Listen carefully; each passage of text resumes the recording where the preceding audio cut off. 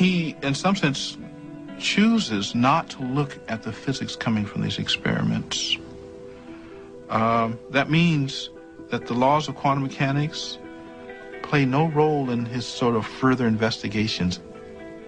He's thought to be this doddering, sympathetic old figure who led an earlier revolution but somehow fell out of it. It is as if a general who was a master of horse cavalry, who has achieved great things as the commander at the beginning of the First World War, would try to bring mounted cavalry into play against the barbed wire trenches and machine guns of the other side. Albert Einstein died on April 18th, 1955.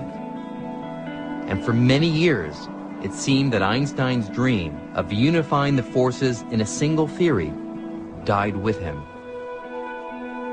So the quest for unification becomes a backwater of physics. By the time of Einstein's death in the 50s, almost no serious physicists are engaged in this quest for unification.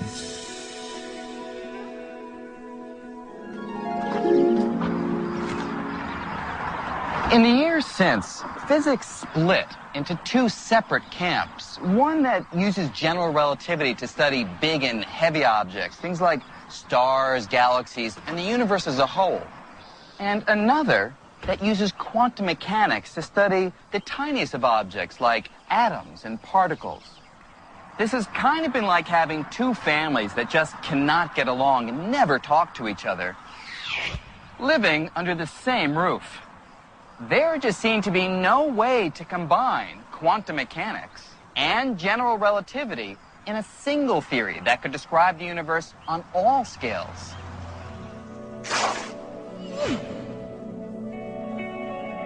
Now, in spite of this, we've made tremendous progress in understanding the universe.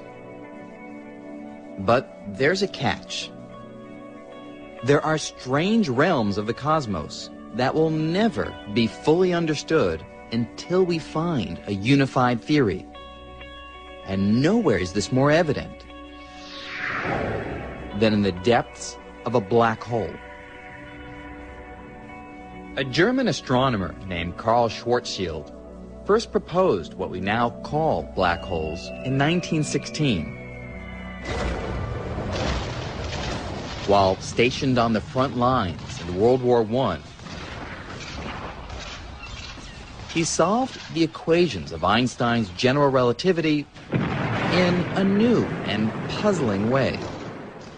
Between calculations of artillery trajectories, Schwarzschild figured out that an enormous amount of mass, like that of a very dense star, concentrated in a small area, would warp the fabric of space-time so severely that nothing, not even light, could escape its gravitational pull. For decades, physicists were skeptical that Schwarzschild's calculations were anything more than theory. But today, satellite telescopes probing deep into space are discovering regions with enormous gravitational pull that most scientists believe are black holes. Schwarzschild's theory now seems to be reality. So, here's the question. If you're trying to figure out what happens in the depths of a black hole, where an entire star is crushed to a tiny speck, do you use general relativity because the star is incredibly heavy, or quantum mechanics because it's incredibly tiny? Well, that's the problem. Since the center of a black hole is both tiny and heavy, you can't avoid using both theories at the same time. And when we try to put the two theories together,